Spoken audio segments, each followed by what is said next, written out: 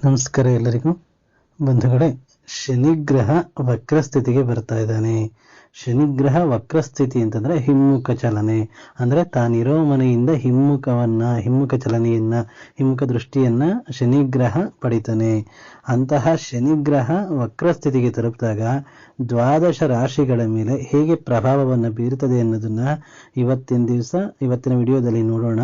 ಮೊದಲನೇ ಭಾಗವಾಗಿ ಮೇಷ, ವೃಷಭ, ಮಿಥುನ, ಕಟಕ, ಸಿಂಹ, ಕನ್ಯಾ ರಾಶಿಗಳಿಗೆ ಅದರ ಶನಿಗ್ರಹ ವಕ್ರಸ್ಥಿತಿಯ ಫಲಾಫಲಗಳನ್ನು ಹಾಕಿರ್ತೇನೆ. ಇದರ ಬಗ್ಗೆ ಏನಾದ್ರು ಹೆಚ್ಚಿನ ಮಾಹಿತಿ ಬೇಕಾದ್ರೆ ನೀವು ಕಮೆಂಟ್ ಮಾಡಿ. ಇದೇ ಮೊದಲ ಬಾರಿಗೆ ಜ್ಞಾನದಾಯಿನಿ ಯೂಟ್ಯೂಬ್ ಚಾನಲ್ ನೋಡ್ತಾ ಇದ್ದೀರಾ ಅಂದ್ರೆ ದಯವಿಟ್ಟು ಸಬ್ಸ್ಕ್ರೈಬ್ ಆಗಿ ಮತ್ತೆ ಬೆಲ್ ಐಕಾನ್ ಅನ್ನು ಕ್ಲಿಕ್ ಮಾಡಿ. ಇದರಿಂದ ನಾನು ಹಾಕುವ ಎಲ್ಲಾ ವಿಡಿಯೋ ನೋಟಿಫಿಕೇಶನ್ಗಳು ಕೂಡ ನಿಮಗೆ ಬರುತ್ತೆ. ಎಲ್ಲರಿಗೂ ಸ್ವಾಗತ. ಬಂಧುಗಳೇ, ಶನಿಗ್ರಹ ವಕ್ರಸ್ಥಿತಿ ಅಂದ್ರೆ ಹಿಮ್ಮುಖ ಚಲನೆ. ಶನಿಗ್ರಹವು ದಿನಾಂಕ 26/7/2026ರಿಂದ 9/12/2026ರವರೆಗೆ ಅಂದ್ರೆ ಡಿಸೆಂಬರ್ ತಿಂಗಳ ತನಕ, ಡಿಸೆಂಬರ್ 9ನೇ ತಾರೀಕು ತನಕನೂ ವಕ್ರಸ್ಥಿತಿಲೇ ಇರುತ್ತೆ. ಅಂದ್ರೆ ಹಿಮ್ಮುಖವಾದ ಚಲನೆ, ಹಿಮ್ಮುಖ ದೃಷ್ಟಿ ಶನಿಗ್ರಹಕ್ಕೆ ಇರುತ್ತೆ. ಆಗ ಫಲಗಳು ಅಂದ್ರೆ ಈಗ ಗುರು ಬಲ, ಶನಿ ಬಲ ಏನಿರುತ್ತೆ ಆ ಫಲಗಳಲ್ಲಿ ವ್ಯತ್ಯಾಸವಾಗ್ತಾ ಹೋಗುತ್ತವೆ.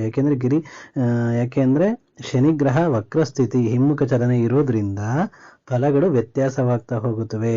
ಅಂಥದ್ರಲ್ಲಿ ದ್ವಾದಶ ರಾಶಿಗಳಿಗೆ ಹೇಗಿದೆ ಶನಿಗ್ರಹ ವಕ್ರಸ್ಥಿತಿ ಹೇಗಿದೆ ಅನ್ನೋದನ್ನ ತಿಳಿತಾ ಹೋಗೋಣ.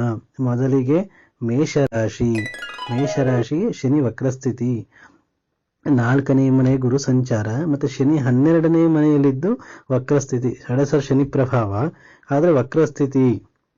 ಮಿಶ್ರ ಫಲಗಳ ವರ್ಷವಾಗ್ತದೆ, ಮಿಶ್ರ ಫಲಗಳ ಸಮಯವಾಗುತ್ತೆ. ಮಾಡುವ ಕೆಲಸಗಳಲ್ಲಿ ಏರಿಳಿತ ಉಂಟಾಗುತ್ತೆ. ಉದ್ಯೋಗದ ವಿಚಾರದಲ್ಲಿ ಅಸಮಾಧಾನ, ಅಂದ್ರೆ ಜೊತೆಲೆ ಕೆಲಸ ಮಾಡ್ತಾ ಇದ್ದರೆ ತೊಂದರೆಗಳು, ಸಹೋದ್ಯೋಗಿಗಳಿಂದ ತೊಂದರೆ ಆಗುವಂಥದ್ದು, ಅಂತಹ ವ್ಯತಿರಿಕ್ತ ಫಲಗಳು ಉಂಟಾಗ್ತವೆ. ತಮ್ಮವರಿಂದನೇ, ತಮ್ಮ ಕುಟುಂಬದವರಿಂದನೇ, ಯಾರು ನಮ್ಮವರು ಅಂತ ಅನ್ಕೊಂಡಿರ್ತೀರೋ ಅವರ ವಿಚಾರಗಳಲ್ಲೆಲ್ಲ ತುಂಬಾ ನೋವನ್ನು ಉಂಟು ಮಾಡ್ತಾನೆ. ಅವರಿಂದಲೇ ಸ್ವಲ್ಪ ನೋವನ್ನು ತಿಂತೀರಾ. ಇದು ಮೇಷರಾಶಿಯವರಿಗೆ ನಡೆಯುತ್ತೆ. ಮತ್ತೆ ಹಣಕಾಸಿನ ವಿಚಾರದಲ್ಲಿ ಕೊಂಚ ಮಟ್ಟಿಗೆ ಪ್ರಗತಿ ಉಂಟಾಗುತ್ತೆ. ಅಂದ್ರೆ 11ನೇ ಮನೆ ದೃಷ್ಟಿ ಬೀಳೋದ್ರಿಂದ, 12ನೇ ಮನೆಯಲ್ಲಿದ್ದು ವಕ್ರಸ್ಥಿತಿ ಇರೋದ್ರಿಂದ ಹಣಕಾಸಿನ ವಿಚಾರದಲ್ಲಿ ಅಲ್ಪ ಪ್ರಗತಿ ಉಂಟಾಗುತ್ತೆ. ತುಂಬಾ ದಿನದಿಂದ ಆಗಬೇಕಾಗಿದ್ದ ಕಾರ್ಯಗಳು, ಭೂಮಿ ವಿಚಾರ ಆಗಬಹುದು, ಕೋರ್ಟ್ ವ್ಯವಹಾರಗಳಾಗಬಹುದು, ಇತ್ಯರ್ಥವಾಗ್ತವೆ. ತುಂಬಾ ದಿನದಿಂದ ಆಗಬೇಕಾಗಿದ್ದ ಕೆಲಸಗಳು ಕೈಗೂಡುತ್ತವೆ, ಅಥವಾ ಬರಬೇಕಾಗಿದ್ದ ಹಣ ಇದ್ರೆ ಬರುತ್ತದೆ. ಅಂತಹ ಶುಭ ಫಲಗಳು ಸಹ ಮೇಷರಾಶಿಗೆ ಇದೆ. ಮೇಷರಾಶಿಯವರು ಏನು ಪರಿಹಾರ ಮಾಡ್ಕೊಬೇಕು ಅನ್ನೋದನ್ನ ಮುಂದಿನ ವಿಡಿಯೋದಲ್ಲಿ ಹಾಕ್ತೀನಿ. ಮತ್ತೆ ವೃಷಭ ರಾಶಿ, ಗುರು 3ನೇ ಮನೆಯಲ್ಲಿದ್ದಾನೆ, ಶನಿ ಏಕಾದಶದಲ್ಲಿದ್ದು ವಕ್ರಸ್ಥಿತಿ ಅನುಭವಿಸ್ತಾ ಇದ್ದಾನೆ. ಅನಿರೀಕ್ಷಿತ ಶುಭ ಫಲಗಳು ಕಂಡು ಬರುತ್ತವೆ. ನೀವು ನಿರೀಕ್ಷೆ ಮಾಡಿರೋದಿಲ್ಲ ಅಂತಹ ಶುಭ ಫಲಗಳು ಕಂಡು ಬರುತ್ತವೆ. ತುಂಬಾ ದಿನದಿಂದ ಆಗದೇ ಉಳಿದಿದ್ದ ಕೆಲಸ ಕಾರ್ಯಗಳೆಲ್ಲ ಆಗುತ್ತವೆ. ತುಂಬಾ ದಿನ ಉಳಿದಿದ್ದ ಕೆಲಸ ಕಾರ್ಯಗಳು ಉದ್ಯೋಗದ ವಿಚಾರ ಆಗಬಹುದು, ವಿದ್ಯಾಭ್ಯಾಸದ ವಿಚಾರ ಆಗಬಹುದು, ಹಣಕಾಸಿನ ವಿಚಾರ ಆಗಬಹುದು, ಮನೆ ಅಥವಾ ಭೂಮಿ ತಗೊಳ್ಳೋ ವಿಚಾರ ಆಗಬಹುದು. ಆ ಕೆಲಸ ಕಾರ್ಯಗಳೆಲ್ಲ ಅಭಿವೃದ್ಧಿ ಆಗುತ್ತವೆ. ತುಂಬಾ ದಿನದಿಂದ ಉಳಿದಿದ್ದ ಕೆಲಸ ಕಾರ್ಯಗಳು ಸಹ ಪ್ರಗತಿಯನ್ನು ಹೊಂದುತ್ತವೆ. ಹಿರಿಯರಿಂದ ಬರಬೇಕಾದ ಯಾವ್ದಾದ್ರು ಆಸ್ತಿ ಇದ್ರೂ ಸಹ ಕೈಗೆ ಬರುತ್ತವೆ. ಆದರೆ ಆತುರದ ನಿರ್ಧಾರಗಳು, ವೃಷಭ ರಾಶಿಯವರು ಆತುರದ ನಿರ್ಧಾರಗಳು, ಆತುರದ ಮಾತುಗಳು, ಸಡನ್ ಕೋಪ ಬಂದ್ಬಿಟ್ಟು ಆತುರದಿಂದ ನಿರ್ಧಾರ ತಗೊಳ್ಳೋದು ಅಥವಾ ಆತುರದಿಂದ ಮಾತಾಡೋದು, ಇದರಿಂದ ಹಿತಶತ್ರುಗಳು ಜಾಸ್ತಿ ಆಗ್ತಾರೆ. ತಮ್ಮವರೇ ತಮಗೆ ಶತ್ರುಗಳಾಗ್ತಾ ಹೋಗ್ತಾರೆ. ವ್ಯವಹಾರದಲ್ಲಿ ಏರಿಳಿತಗಳು ಉಂಟಾಗ್ತದೆ. ಆದ್ರಿಂದ ಸ್ವಲ್ಪ ಎಚ್ಚರಿಕೆಯನ್ನು ವಹಿಸಬೇಕು. ಮಾತಾಡೋ ಮುಂಚೆ ಹೆಚ್ಚು ಗಮನವನ್ನು ವಹಿಸಿ ವೃಷಭ ರಾಶಿಯವರು. ಮತ್ತೆ ಮಿಥುನ ರಾಶಿ ಮಿಶ್ರ ಫಲಗಳ ವರ್ಷವಾಗಿರ್ತದೆ. ಇಲ್ಲಿ ದ್ವಿತೀಯದಲ್ಲಿ ಗುರು ಉಚ್ಚಸ್ಥಾನದಲ್ಲಿರ್ತಾನೆ, ಮತ್ತೆ ಶನಿಗ್ರಹ ವಕ್ರಸ್ಥಿತಿಗೆ ಬರ್ತಾನೆ ಮಿಥುನ ರಾಶಿಗೆ. ಆದ್ರಿಂದ ಸ್ವಂತ ವ್ಯಾಪಾರ ಮಾಡುವವರಿಗೆ ಪ್ರಗತಿ ಉಂಟಾಗುತ್ತೆ. 2ನೇ ಮನೆ ಗುರು ಪ್ರಭಾವ, ಶನಿ ವಕ್ರಸ್ಥಿತಿಯ ಪ್ರಭಾವದಿಂದ ಸ್ವಂತ ವ್ಯಾಪಾರ ವ್ಯವಹಾರ ಮಾಡೋರಿಗೆ ಅಭಿವೃದ್ಧಿ ಉಂಟಾಗುತ್ತೆ. ಆದರೂ ಕುಟುಂಬದ ವಿಚಾರದಲ್ಲಿ ಕೆಲವು ಮನಸ್ತಾಪಗಳು ಇರುತ್ತವೆ. ಬಂಧು ಮಿತ್ರ ವಿರೋಧಗಳು, ವೃಥಾ ಖರ್ಚುಗಳು, ಹಣಕಾಸಿನ ಸಮಸ್ಯೆಗಳಿಂದ ಬಳಲುತ್ತೀರಿ. ಆರೋಗ್ಯದ ಕಡೆ ಹೆಚ್ಚು ಗಮನ ಕೊಡಬೇಕು. ಮನೆ ದೇವರ ದರ್ಶನವನ್ನು ಮಾಡೋದ್ರಿಂದ ಅಥವಾ ಇಷ್ಟ ದೇವರ ದರ್ಶನವನ್ನು ಮಾಡೋದ್ರಿಂದ, ಅಥವಾ ಬುಧನಿಗೆ ಸಂಬಂಧಪಟ್ಟ ದೇವರುಗಳು ಮಹಾವಿಷ್ಣು ಆಗ್ಬೋದು, ನಾರಾಯಣ ಆಗ್ಬೋದು, ಲಕ್ಷ್ಮೀ ವೆಂಕಟೇಶ್ವರ ಸ್ವಾಮಿಯ ದರ್ಶನವನ್ನು ಮಾಡೋದ್ರಿಂದ ಶುಭ ಫಲಗಳನ್ನ ಮಿಥುನ ರಾಶಿಯವರು ನಿರೀಕ್ಷಣೆಯನ್ನ ಮಾಡಬಹುದು. ಇದು ಮಿಥುನ ರಾಶಿಯವರ ಶನಿ ವಕ್ರಸ್ಥಿತಿಯ ಭವಿಷ್ಯಗಳು. ಕಟಕ ರಾಶಿಯವರು, ಕಟಕ ರಾಶಿಗೂ ಸಹ ಶನಿ ಬಲನೂ ಇಲ್ಲ ಮತ್ತೆ ಗುರು, ಆದ್ದರಿಂದ ಸಾಧಾರಣ ಫಲಗಳನ್ನ ಇವರು ನಿರೀಕ್ಷೆಯನ್ನ ಮಾಡಬಹುದು. ಕಟಕ ರಾಶಿಯವರು ಕೆಲಸ ಕಾರ್ಯಗಳಲ್ಲಿ ಅಡೆತಡೆ ಉಂಟಾಗಬಹುದು, ವಿಘ್ನಗಳು ಬರುವಂಥದ್ದು, ಶುಭ ಕಾರ್ಯಗಳ ವಿಚಾರದಲ್ಲಿ ಅನಿರೀಕ್ಷಿತ ಚಿಂತೆಗಳು, ಹಣಕಾಸಿನ ವಿಚಾರದಲ್ಲಿ ಚಿಂತೆಗಳು, ಶುಭ ಕಾರ್ಯಗಳಿಗೆ ಬೇಕಾದ ಹಣಕಾಸಿನ ವಿಚಾರದಲ್ಲಿ ಚಿಂತೆಗಳು, ಅನಿರೀಕ್ಷಿತ ಖರ್ಚುಗಳು ಹೆಚ್ಚಾಗ್ತವೆ, ಸಾಲದ ಸಮಸ್ಯೆಗಳು ತುಂಬಾ ಕಾಡ್ತವೆ. ಏನೋ ಶುಭ ಕಾರ್ಯ ನಡೆಯಬೇಕು ಅಂದ್ರೆ ಹಣಕಾಸಿನ ವ್ಯತ್ಯಯ ಉಂಟಾಗಬಹುದು. ಕಟಕ ರಾಶಿಯವರಿಗೆ ಸಾಲದ ಸಮಸ್ಯೆಗಳು ಹೆಚ್ಚಾಗಿ ಕಾಡುತ್ತವೆ.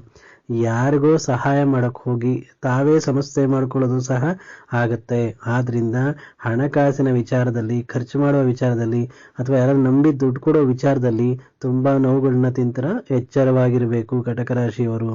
ಉಳಿದಂತೆ ದೈವ ಕ್ಷೇತ್ರಗಳ ದರ್ಶನ, ಗುರುಗಳ ದರ್ಶನಗಳಿಂದ ಇವರಿಗೆ ಅನಿರೀಕ್ಷಿತ ಶುಭ ಫಲಗಳು ಉಂಟಾಗುತ್ತವೆ. ವಿಶೇಷ ದೇವಕ್ಷೇತ್ರಗಳ ದರ್ಶನಗಳು ಸಹ ಇವರಿಗೆ ಆಗುತ್ತವೆ. ಅದರಿಂದ ದೈವ ಬಲ ತುಂಬಾ ಇದ್ದು ಎಲ್ಲಾ ಅಡಚಣೆಗಳನ್ನ ದೂರ ಮಾಡ್ಕೋಬಹುದು. ಆದ್ರಿಂದ ಗುರುಗಳ ದರ್ಶನ ನಿಮಗೆ ಸಾಧ್ಯವಾದಾಗೆಲ್ಲ ಗುರುಗಳ ದರ್ಶನವನ್ನ ಮಾಡಿ. ಮತ್ತೆ ಸಿಂಹರಾಶಿಯವರು ಅಷ್ಟು ಶುಭ ಫಲಗಳಿಲ್ಲ ಅಂದ್ರೂ ಅನಿರೀಕ್ಷಿತ ಕೆಲಸ ಕಾರ್ಯಗಳು ಆಗುವುದು. ಇಲ್ಲಿ ಶನಿ ವಕ್ರಸ್ಥಿತಿ ಆದಾಗ ಸಿಂಹರಾಶಿಯವರಿಗೆ ಅನಿರೀಕ್ಷಿತ ಶುಭ ಫಲಗಳು ಉಂಟಾಗಬಹುದು ಅಥವಾ ಅನಿರೀಕ್ಷಿತ ಕೆಲಸ ಕಾರ್ಯಗಳು ಆಗಬಹುದು. ಮನೆಯಲ್ಲಿ ಶುಭ ಕಾರ್ಯಗಳ ವಿಚಾರದಲ್ಲಿ ಪ್ರಗತಿ ಉಂಟಾಗುತ್ತೆ. ಇದರ ಮನೆಯಲ್ಲಿ ಶುಭ ಕಾರ್ಯಗಳು, ಪೂಜೆ ಆಗಲಿ, ಮದುವೆ ಆಗಲಿ ಏನಪ್ಪ ಮಾಡಬೇಕು ಅನ್ನೋದಿದ್ರೆ ಆ ವಿಚಾರಗಳಲ್ಲಿ ಅತ್ಯಲ್ಪ ಪ್ರಗತಿ ಉಂಟಾಗುತ್ತದೆ. ಉಳಿದಂತೆ ಮನೆಯಲ್ಲಿ ಕೆಲವು ಅಸಮಾಧಾನದ ವಾತಾವರಣ ಇರ್ತದೆ. ಸಂಗಾತಿಯ ವಿಚಾರದಲ್ಲಿ ನೋವು, ಮನಸ್ತಾಪಗಳು, ಸಂಗಾತಿಯ ವಿಚಾರದಲ್ಲಿ ನೋವು ಉಂಟು ಮಾಡೋ ಪ್ರಸಂಗಗಳು, ಮನಸ್ತಾಪಗಳು ಹೆಚ್ಚಾಗ್ತವೆ, ಭಿನ್ನಾಭಿಪ್ರಾಯಗಳು ಜಾಸ್ತಿ ಆಗುತ್ತವೆ.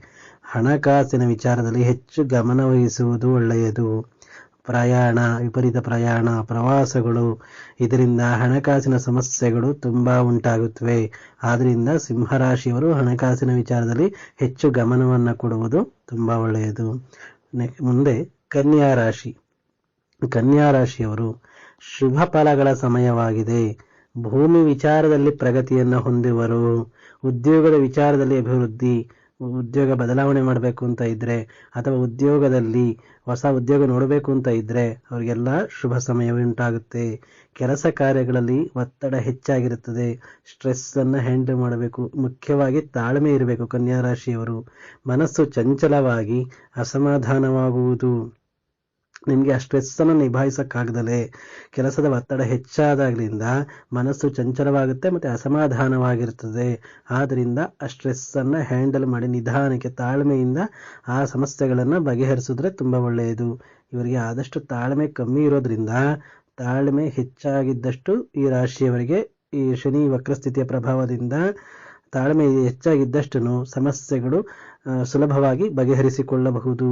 ಸಂಗಾತಿಯ ವಿಚಾರದಲ್ಲಿ ಭಿನ್ನಾಭಿಪ್ರಾಯಗಳು, ಸಂಗಾತಿಯ ವಿಚಾರದಲ್ಲಿ ನೋವಿದ್ರೂ ಸಹ